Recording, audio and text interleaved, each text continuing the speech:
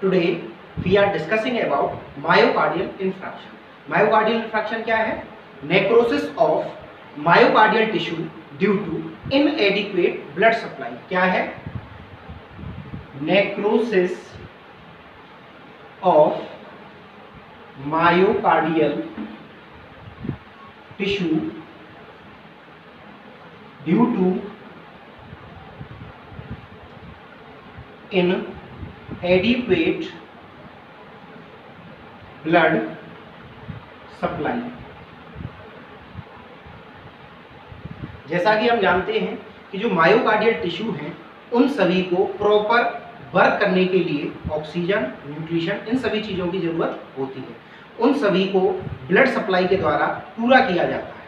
जो myocardial tissue है उनको ब्लड सप्लाई हार्ट के अंदर पाई जाने वाली कोरोनरी आर्टरी के द्वारा किया जाता है।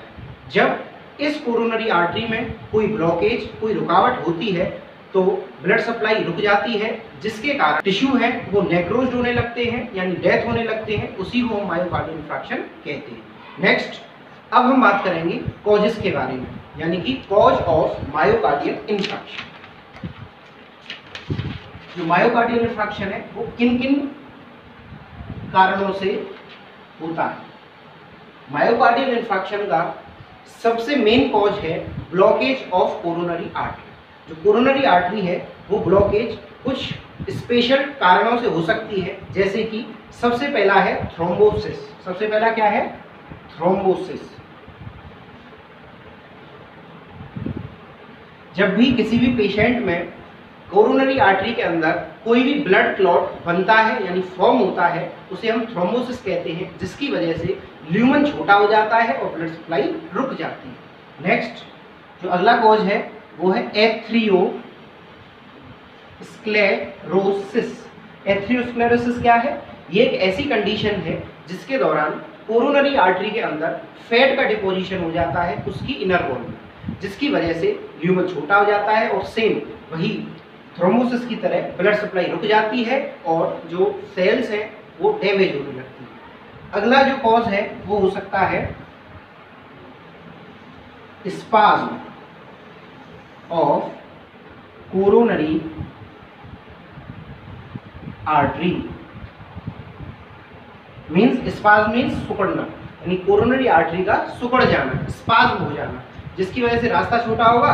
सेम उसी तरह से जैसे थ्रोम्बोसिस और एथेरोस्क्लेरोसिस में ब्लड सप्लाई रुकी थी, ऐसे ही स्पाज्म में भी ब्लड सप्लाई रुक जाती है। साथ ही इनके कुछ रिस्क फैक्टर्स भी हैं। रिस्क फैक्टर मीन्स ऐसे कारण जो मायोकार्डियल इंफार्क्शन कॉज कर सकते हैं। तो अब हम बात करेंगे रिस्क फैक्टर्स के बारे में।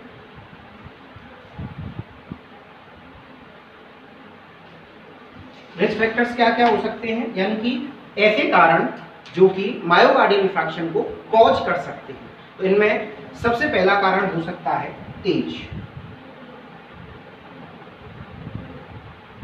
यानी कि उम्र बढ़ने के साथ साथ हमारी कोरोनरी आर्टरी के अंदर ब्लॉकेज, यानी कि स्पाज्म हो सकता है, या तो स्पाज्म हो सकता है या ब्लॉकेज हो सकती है, थ्रोम्बोजेनेसिस हो सकती है, एथेरोस्क्लेरोसिस हो सकती है, कुछ भी हो सकता है।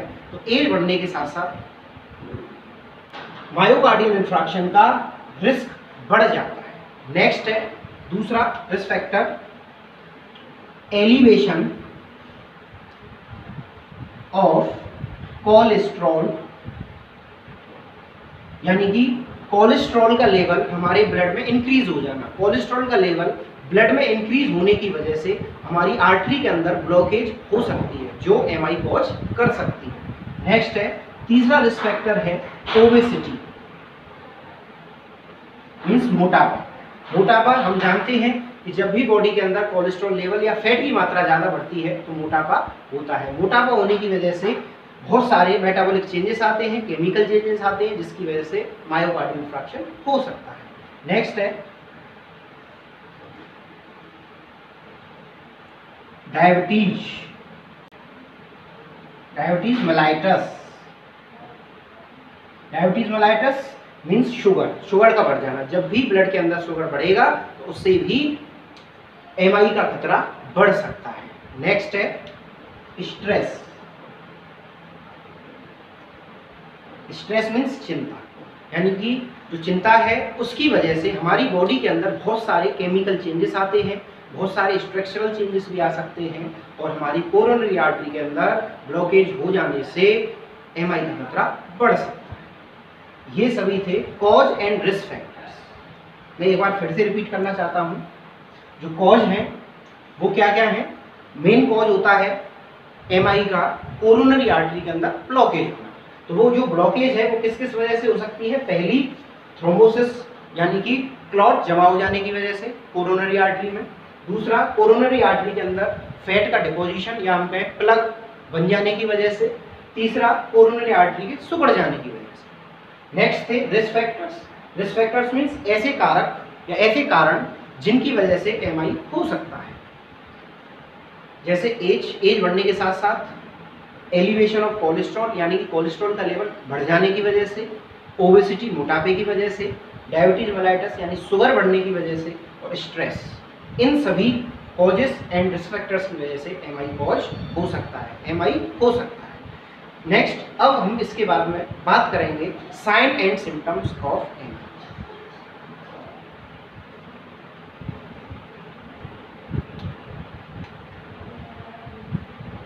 Sign and symptoms.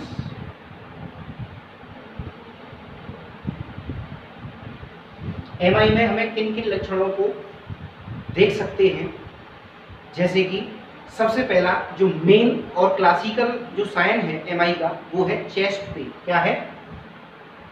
Chest pain, जिसे हम एंजाइना पेक्टोरिस के नाम से भी जानते हैं। ये जो चेस्ट पेन है वो हमारी कोरोनरी आर्टरी की ब्लॉकेज होने की वजह से ऑक्सीजन की सप्लाई कम हो जाती है और हमारे जो मसल्स हैं, जो हमारी टिश्यू हैं, सेल्स हैं, उनके अंदर ऑक्सीजन की कमी से पेन स्टार्ट हो जाता है। हमारी चेस्ट की मसल पेक्टोरिस मसल है। जो एंजाइना है उसका मीन्स होता है पेन, और पेक्टोरिस मीन्स पेक्टोरिस मसल्स यानी पेन इन चेस्ट मसल। ठीक है, उसके बाद में, और ये क्या था, जो चेस्ट पेन है वो क्या था, क्लासिकल साइन है यानी कि इम्पोर्टेंट साइन है चेस्ट पेन। ऐसा कई बार क्वेश्चन आ चुका है कि जो मायोकार्डियल इंफ्राक्शन है उसका क्लासिकल साइन क्या है, तो उसका क्लासिकल साइन क्या है, चेस्ट पेन या एंजाइना पेक्टोरिस। नेक्स्ट, जो दूसरा साइन है जो हमें एमआई के अंदर देखने को मिलेगा वो है डायफ्रोसिस। क्या है? डायफ्रोसिस। डायफ्रोसिस मीन्स होता है अत्यधिक पसीना आना, हद से ज्यादा पसीना आना। अगर किसी मरीज में एमआई या मायोकार्डियल इंफ्राक्शन होता है, देखिए मायोकार्डियल इंफ्राक्शन को हम हार्ट अटैक के नाम से भी जानते हैं, तो हार्ट अटैक के दौरान हमारी बॉडी के अंदर एकदम से अचानक से ब्लड सप्लाई की कमी होती है, क्योंकि हार्ट के अंदर ब्लड सप्लाई की कमी हो चुकी है, इसीलिए कुछ मेटाबॉलिक चेंजेस होते हैं और बॉडी के अंदर डायफ्रोसिस यानी कि अत्यधिक पसीना देखने को मिलता है। नेक्स्ट जो साइन है वो है nausea and vomiting.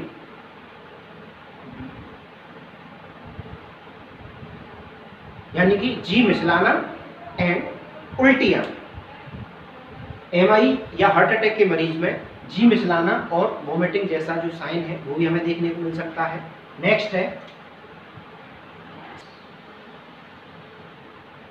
Cyanosis, means नीला पड़ना। साइनोसिस मीन्स क्या होता है? नीला पड़ना, यानी कि bluish discoloration of body tissues. Next जो साइन है वो है टैकीकार्डिया। हमें क्या देखने को मिल सकता है? Tachycardia. Tachycardia means increment of the pulse, pulse का बढ़ जाना। नेक्स्ट हाइपरटेंशन,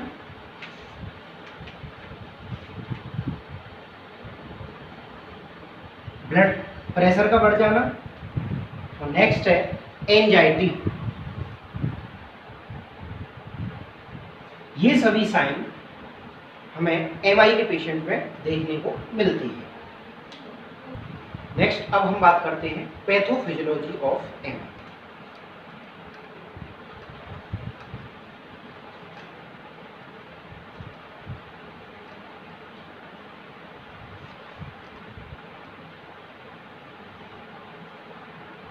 अब हम बात करते हैं पैथोफिजियोलॉजी ऑफ एमआई, यानी एमआई किस तरीके से होता है या किस तरीके से बॉडी में कॉज होता है। तो एमआई में सबसे पहले एथ्रियोस्क्लेरोसिस या एट्रियल स्पाज या थ्रोम्बोसिस कोरोनरी आर्टरी के अंदर होती है। कोरोनरी आर्टरी के अंदर फैट का डिपोजिशन, या हम कहें उसमें स्पाज माने सुकड़ना, या थ्रोम्बोसिस फॉर्मेशन ऑफ क्लॉट हो जाने की वजह से एट्रियल ऑब्स्ट्रक्शन होता है। क्या होता है? Atrial obstruction means coronary artery के अंदर रुकावट पैदा हो सकती है। इसको हम एक छोटे से डायग्राम से समझ सकते हैं। फॉर एग्जांपल, जैसे ही कोरोनरी आर्टरी है, इस कोरोनरी आर्टरी के अंदर धीरे धीरे करके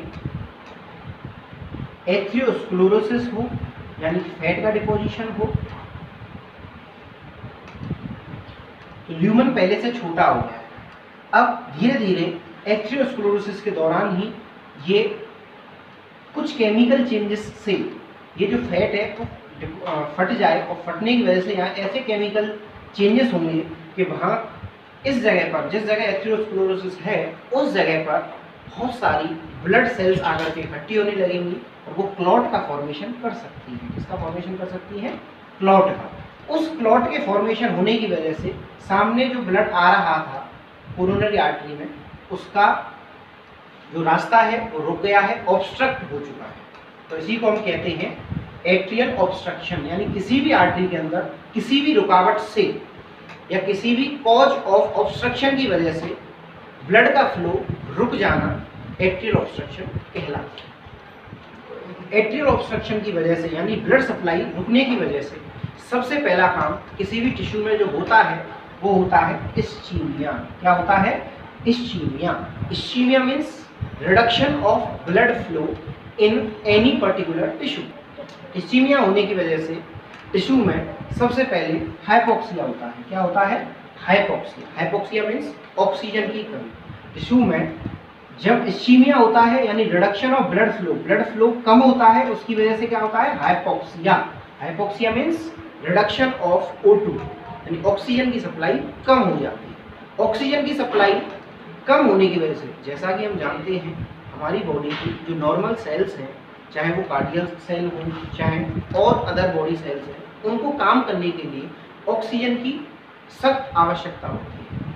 जब हाइपोक्सिया होगा, ऑक्सीजन कम होगी, तो वो सेल धीरे धीरे करके मरने लगेंगी। उसे हम नेक्रोसिस कहते हैं। Necrosis means cell death, cell का मर जाना ब्लड सप्लाई की और ऑक्सीजन की कमी की वजह से। जैसे ही नेक्रोसिस होगी, तो नेक्रोसिस की वजह से वहाँ की जो सेल्स हैं वो अपने फंक्शंस को बदलने लगेंगी। वहाँ के जो फंक्शंस हैं वो स्टॉप हो जाएंगे, काम करना वो बंद कर देंगी।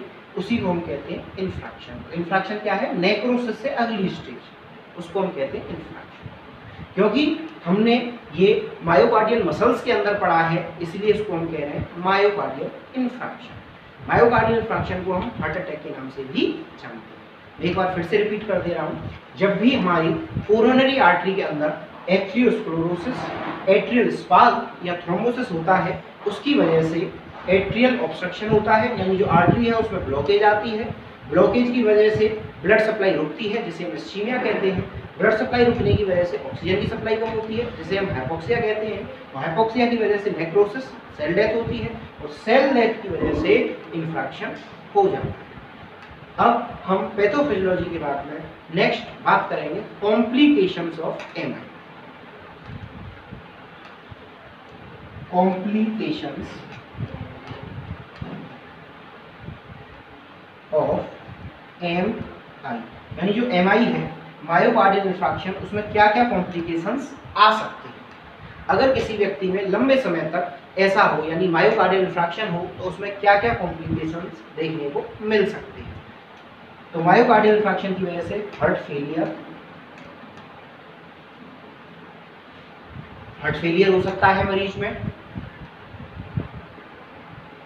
पल्मोनरी एडिमा हो सकता है, पल्मोनरी एडिमा हो सकता है, और सडन डेथ हो सकती है, यानी कि मरीज की अचानक से मृत्यु हो सकती है। ये सब क्या थे? Complications of MI. एमआई के अंदर हार्ट फेलियर, यानी कि हार्ट काम करना बंद कर सकता है। पल्मोनरी एडिमा मीन्स लंग्स के अंदर सूजन आ सकती है। और सडन डेथ, व्यक्ति की सडन डेथ यानी अचानक से वो मृत्यु को प्राप्त हो सकता है। अब हम बात करेंगे डायग्नोसिस ऑफ यानी एमआई में हम क्या क्या डायग्नोसिस कर सकते हैं।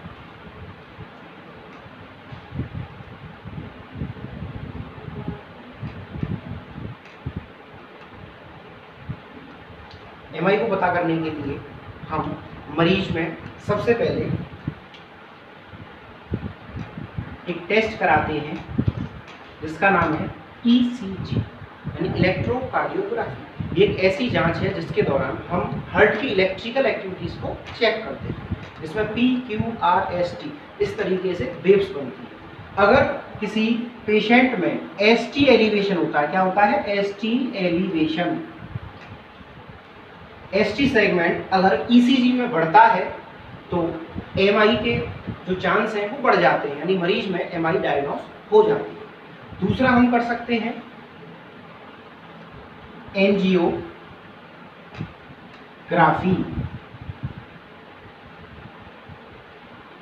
इसको हम कोरोनरी एंजियोग्राफी भी कहते हैं। इस जांच के दौरान हम एक कैथेटर डालते हैं और उस कैथेटर से डाई इंट्रोड्यूस करा के मल्टीपल एक्सरे लेते हैं, जिससे हमें ब्लॉकेज के बारे में पता चल जाता है। नेक्स्ट हम CBC करा सकते हैं। CBC means complete blood count. Complete blood count से हमें इन्फेक्शन के बारे में और साथ ही ब्लड सेल्स बढ़ रही हैं या घट रही हैं, उनकी कोई एबनॉर्मलिटी है तो उसके बारे में भी हम पता कर सकते हैं। नेक्स्ट जो डायग्नोसिस है वो हम कर सकते हैं सीरम कोलेस्ट्रॉल लेवल। ये एक ऐसी जांच है जिसके दौरान हम अपनी ब्लड के अंदर कोलेस्ट्रॉल का लेवल चेक करते हैं। नेक्स्ट है serum electrolyte level. Serum electrolyte level, इस जांच के दौरान हम अपनी बॉडी में इलेक्ट्रोलाइट जैसे सोडियम, पोटेशियम, कैल्शियम इन सभी का लेवल चेक करते हैं, क्योंकि ये जो इलेक्ट्रोलाइट्स हैं ये हमारे हार्ट की एक्टिविटी को या हम कहें कार्डियक आउटपुट को, कार्डियक रिदम को मेंटेन करने में मेन रोल अदा करते हैं, इसीलिए सीरम इलेक्ट्रोलाइट हम चेक कर सकते हैं। नेक्स्ट है इकोकार्डियोग्राफी।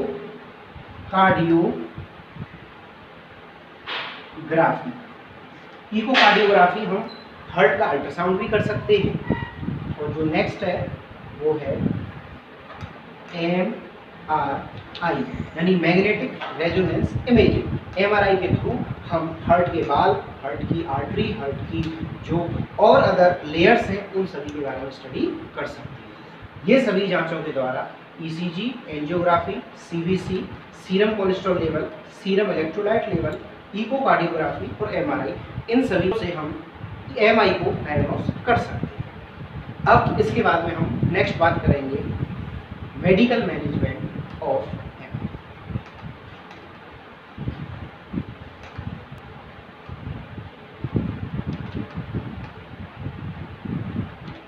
मैनेजमेंट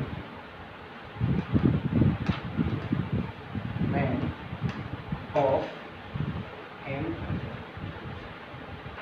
यानी अब हमने डायग्नोस कर लिया है, अगर किसी भी पेशेंट में MI डायग्नोस होता है तो उसके लिए हम क्या क्या ट्रीटमेंट हम चला सकते हैं।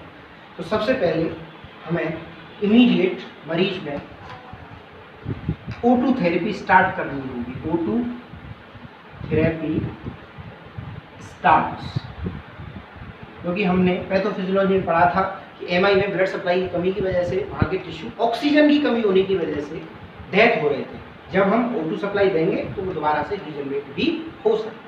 दूसरा, अगर हमें ज़रूरत पड़ी तो मरीज में हम CPR भी दे सकते हैं। क्या दे सकते हैं? CPR यानी कि कार्डियक पल्मोनरी रिसक्सिटेशन। ये एक ऐसा मैनेजमेंट है जिसमें हम मरीज को डायरेक्टली हाथों से यानी अपने हैंड से पुश करते हैं और माउथ टू माउथ या अम्बू बैग की सहायता से सांस दे सकते हैं। इससे हमारा जो हार्ट है वो दोबारा से वर्क करना स्टार्ट कर सकता है। तो नेक्स्ट है, अगली हम मैनेजमेंट दे सकते हैं एनाल्जेसिक्स। एनाल्जेसिक्स क्या है? ऐसी दवाइयाँ जो पेन को रिड्यूस करती है। इनमें जो फेमस दवाई है एमआई के लिए वो है मॉर्फिन सल्फेट। कौन सी है? Morphine sulphate. नेक्स्ट हम वैसोडायलेटर्स दे सकते हैं। क्या दे सकते हैं? वैसोडायलेटर्स, जिनके अंदर आती है नाइट्रोग्लिसरीन,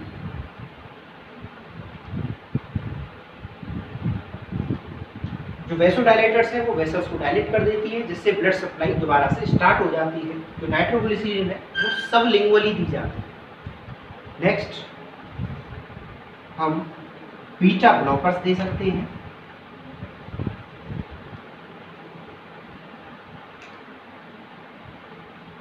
जो बीटा ब्लॉकर्स हैं वो ऐसी दवाइयां हैं जो बीटा रिसेप्टर्स को ब्लॉक कर देती है, जिससे कार्डियक आउटपुट डिक्रीज हो जाता है। इनके अंदर एटिनोलोल जैसी ड्रग्स आती हैं। नेक्स्ट हम दे सकते हैं कैल्शियम चैनल ब्लॉकर्स।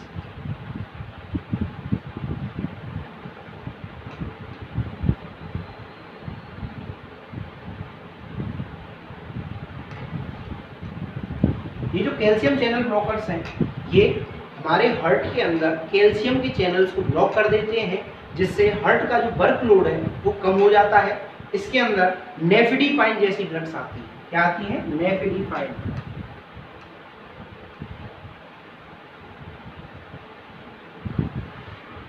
नेक्स्ट है ACE इनहिबिटर्स। ACE इनहिबिटर्स, ये जो ACE इनहिबिटर्स हैं वो ऐसी दवाइयां हैं जो रेनिन एंजियोटेंसिव सिस्टम में एंजियोटेंसिनोजन सेकंड को ब्लॉक करके वाटर के लेवल को ब्लड में से कम कर देती हैं, जिससे ब्लड प्रेशर घटता है। इनके अंदर आती है रैम्प्रिल और कैप्टोप्रिल। साथ ही हम कुछ थ्रोम्बोलाइटिक एजेंट्स भी दे सकते हैं। क्या दे सकते हैं? Thrombolytic agents. जो थ्रोम्बोलाइटिक एजेंट है वो थ्रोम्बस को खत्म कर देते हैं, यानी डिस्ट्रॉय कर देते हैं। इसके अंदर आते हैं स्ट्रेप्टोकाइनेज। क्या आता है? स्ट्रेप्टोकाइनेज। इसके अंदर क्या आता है? स्ट्रेप्टोकाइनेज।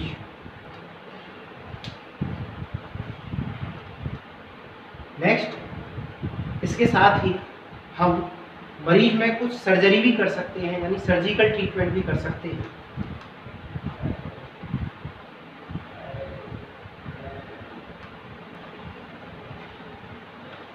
अभी जो हमने पढ़ा था वो था मेडिकल मैनेजमेंट। साथ ही हम एमआई में कुछ सर्जिकल मैनेजमेंट भी कर सकते हैं। सर्जिकल मैनेजमेंट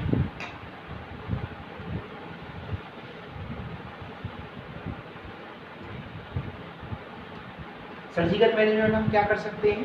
इसमें हम एंजियोप्लास्टी कर सकते हैं।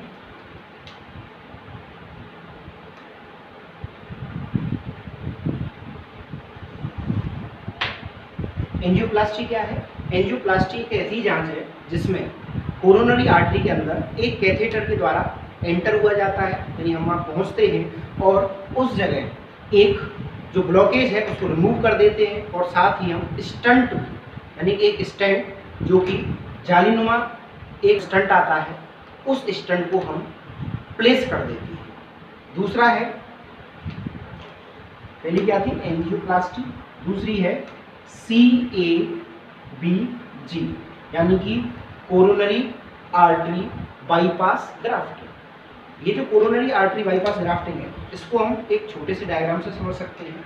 फॉर एग्जांपल, ये कोरोनरी आर्टरी है। इस कोरोनरी आर्टरी के अंदर ब्लॉकेज हो चुकी है। और ये ब्लॉकेज जो है वो कैसी है, दोबारा से सही नहीं हो सकती। हम बार बार में इसकी एंजियोप्लास्टी कर रहे हैं, अदर ऑपरेशंस कर रहे हैं और ब्लॉकेज को हटा देते हैं, पर फिर भी वो दोबारा से उसी जगह ब्लॉकेज हो जाती है। तो इससे बचने के लिए हम एक सर्जरी करते हैं, CABG, coronary artery bypass grafting, यानी कि ये जो ब्लॉकेज वाला एरिया है इसको हम बाईपास कर देते हैं, एक नई वेसल्स इससे जोड़ देते हैं और जो ब्लड की सप्लाई है वो ज़्यादातर इधर ना जा करके इससे बाईपास हो जाती है और ब्लड सप्लाई दोबारा से स्टार्ट हो जाती है। इससे मरीज में जो MI के जो कॉम्प्लिकेशंस हैं वो घट जाते हैं, MI ट्रीट हो जाता है। This is all about MI, myocardial infarction और heart attack. Thank you very much.